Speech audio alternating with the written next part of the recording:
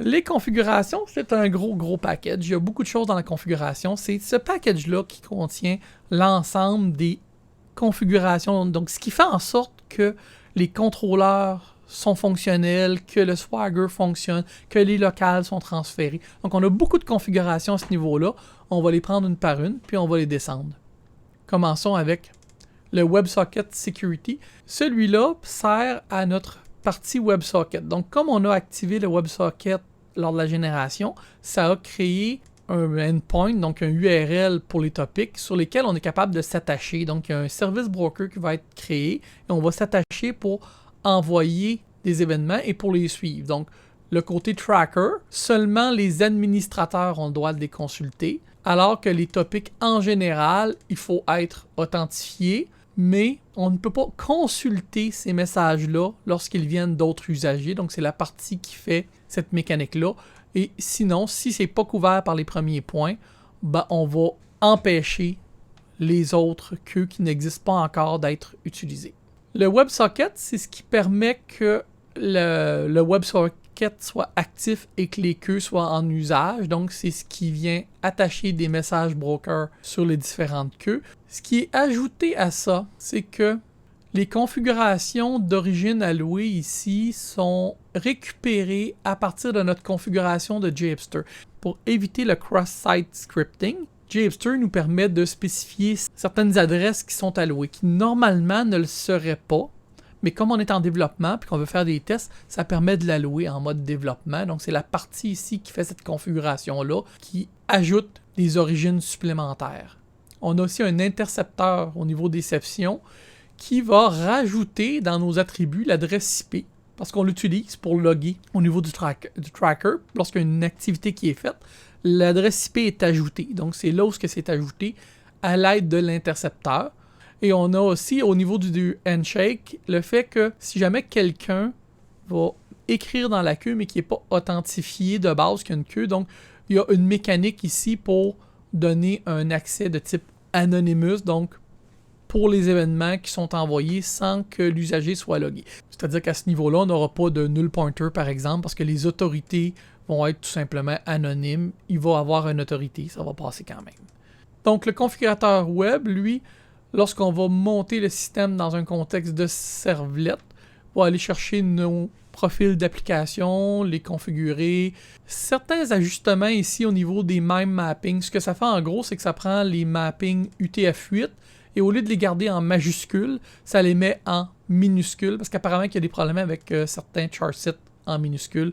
C'est une chose qu'on est obligé de faire, de rajouter les charsets UTF-8 pour certains bugs. Quand vous voyez des encodages curieux dans les pages web, dans les furteurs, c'est parce que le mauvais contenu a été transféré. C'est ce genre d'erreur-là qu'on voit, là, des caractères invalides.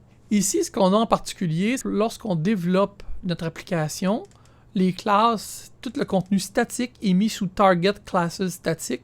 Donc, ce que ça fait, étant donné qu'on est en mode Maven, Maven Wrapper ou IntelliJ, un IDE, donc le répertoire Target est utilisé pour garder les ressources statiques. Donc, on récupère le chemin d'accès. Donc, c'est la mécanique tout simplement pour récupérer, voir s'il y a un chemin d'accès pour le target. Et aussi, on a les accès pour les header cores, pour les endpoints de OpenAPI. Donc, c'est ce qui permet de travailler avec les API, les endpoints de management et aussi le Swagger API, donc V2 API Doc, qui nous permet de tester nos API.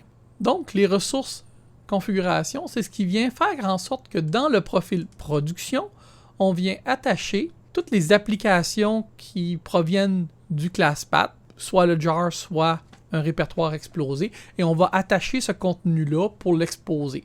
Donc, c'est cette partie-là qui vient attacher ça et changer la gestion des caches pour être capable d'invalider les applications lorsque vient le temps. Ça ne s'applique qu'en production, parce qu'en mode développement en local, on va normalement aller chercher dans le répertoire Target, ce qui nous permet de recompiler et de mettre à jour plus fréquemment. La configuration de sécurité, c'est ce qui vient nous permettre de sécuriser les applications, les API, donc l'ensemble de notre Spring Boot. Ce qu'on va configurer, c'est que la méthode option permet de justement connaître les course header, donc ça permet de savoir les méthodes qui sont allouées en fonction de notre source, parce que les course header, ça vient du côté serveur, ça nous permet de demander au serveur si on a le droit ou pas. C'est le browser qui fait la police là-dessus. Donc la méthode option permet d'obtenir ces informations-là. C'est pour ça qu'on ne doit pas la sécuriser, sinon on a des problèmes. Et ensuite, les autres applications, donc l'application, tout ce qui s'appelle JavaScript est désécurisé, qui s'appelle internationalisation, contenu, Swagger UI au niveau de la page web est désécurisé, et les patterns de test aussi le sont. Donc ça, c'est désécurisé. Tout le reste va demeurer sécurisé. L'ensemble ici, qui couvre vraiment là, la sécurité, c'est fait par code. Donc on va venir sécuriser principalement nos différents API. Comme vos API sont sécurisés, ils sont tous sous API, mais dans ce cas-là, le Authenticated va s'assurer qu'on a un usager qui est sécurisé. Même principe pour tous les autres appels. Donc si ce n'est pas sécurisé, on va être rejeté tout simplement. Ici, donc la conversion des autorités, c'est standard, et un décodeur pour les tokens JUT, donc les tokens JWT qui vont être transférés dans un objet Java décodé. Donc le OpenAPI Configuration, c'est lui qui va venir faire d'introspection pour nos classes d'API qui ont été générées pour venir les exposer sous forme d'une page web avec laquelle on peut interagir avec nos API, lorsqu'on l'a vu dans les applications dans le management. Bien sûr, ça n'est fait uniquement que si notre profil est Swagger, sinon on ne fait pas ça. Cette configuration de login se rajoute au XML qui est configuré dans Logback. Donc ce que ça fait principalement, c'est que dépendant des configurations de JHipster qu'on a mis en place, il est possible qu'on exporte nos données de log en JSON et surtout on va le faire ça dans le cas où on veut envoyer les mesures vers Logstash. Donc dans le cas de Logstash, on veut envoyer nos mesures en JSON parce que les différents champs vont être répartis au niveau de Logstash. Sinon, Logstash doit lire nos données directement de nos logs et il doit extraire les parties. Ça ne marche jamais parfaitement. La meilleure façon, c'est de l'envoyer directement en JSON. Comme ça, le Logstash fait un très meilleur travail à convertir ces logs-là. Même principe, donc si les logs, les métriques sont envoyés vers le Logstash, on va les envoyer. Parfois, on n'enverra pas les logs de métriques parce qu'il y a trop d'informations dans les requêtes. On ne veut pas nécessairement les garder dans notre élastique parce que sous tel cas, ce qui va se produire, c'est qu'on va avoir des trous de sécurité vu que nos logs sont accessibles par tous les développeurs.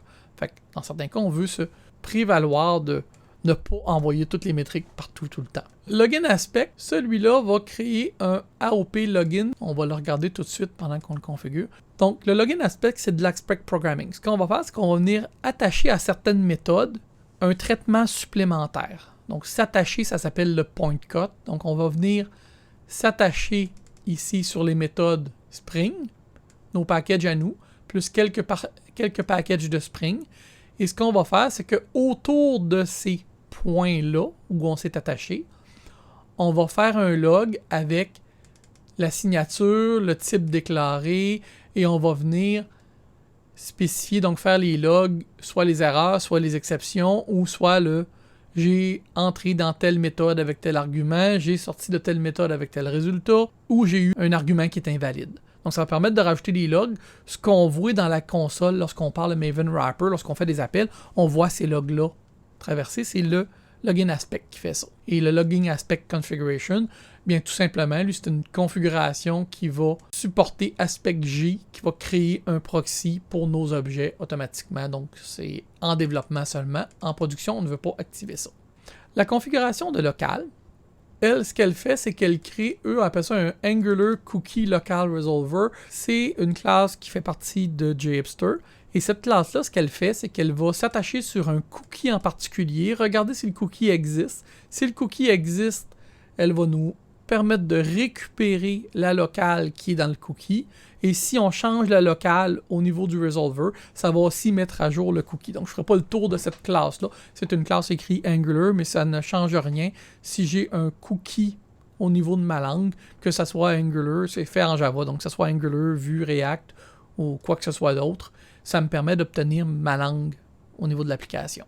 La configuration de Jackson permet de convertir un objet Java vers un fichier JSON. Donc, c'est lui qui est utilisé lorsqu'on fait un appel REST et qu'on envoie un contenu JSON, qu'on va le convertir en Java, ou l'inverse. Donc, quand on part d'un objet Java et qu'on le reconvertit en JSON, c'est Jackson qui s'occupe de ça. Il y a une partie de la configuration qui est faite de base, mais il y a une partie supplémentaire qui est mise ici pour gérer les dates d'une façon différente, parce qu'en JSON, on va gérer les dates selon format ISO, classiquement. On rajoute aussi des modules pour Java 8 et plus, et le module de problème qui va permettre là, de convertir, de sérialiser nos problèmes, nos erreurs en mode problème, et aussi un module au cas où on a un problème de configuration, que les problématiques de Jackson remontent, mais dans un problème aussi.